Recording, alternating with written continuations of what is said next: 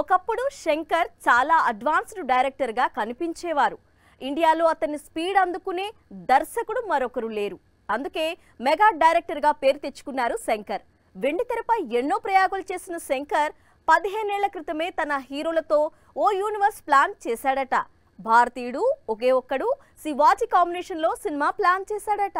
Universe ఈ మాట వింటే పాన్ ఇండియా చాలా ఎగ్జైట్ అవుతుంది. కోలీవుడ్ లో లోకేష్ ఆల్రెడీ విక్రమ్, ఖైదీ, లియోలను కలుపుతూ యూనివర్స్ ప్లాన్ చేశాడు.